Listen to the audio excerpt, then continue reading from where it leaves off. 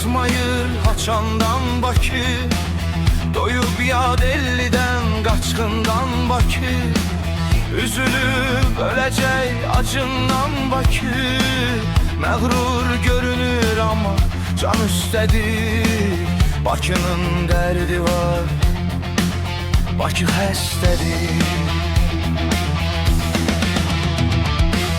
Küçələr danışır qaranlıq dildə, səssiz haydırır gecələr çildə. Bir ümid qalmayıb içimdə, Bakı yorulur, Bakı tükənir. Bakının dərdi var, hiss edirsən, şəhər ağır nəfəs alır içindən. Bir qara kölgə var, çöküb üzündən. Bakının dərdi var, Bakı xəstədir.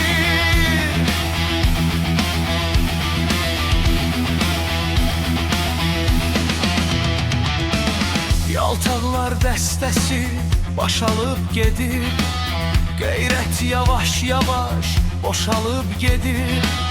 Məktəbli qızlar da qaşalıb gedir, ərli dərsizdə bir həvəsdədir. Bakının dərdi var, Bakı xəstədir. Əsrlər itdilərin içində, güllər yox oldu qanqallar içində.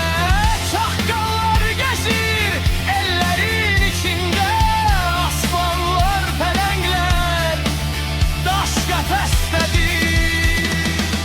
Cıdır düzü üçün çadır ağlayır, çadır övlad üçün cıdır ağlayır. Namus itkin düşür, abır ağlayır. Köməksiz qız gəlin dəstə-dəstədir. Bakının dərdi var, Bakı xəstədir. Sən ey qız qalası, qalasan ələ, səni həmişə qız qalasan ələ.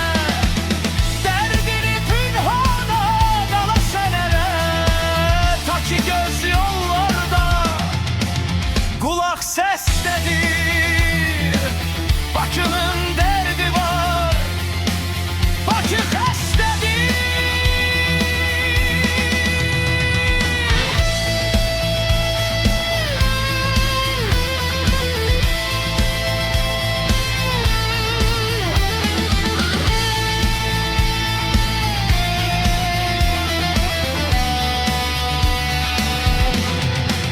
Bakı xəstədir.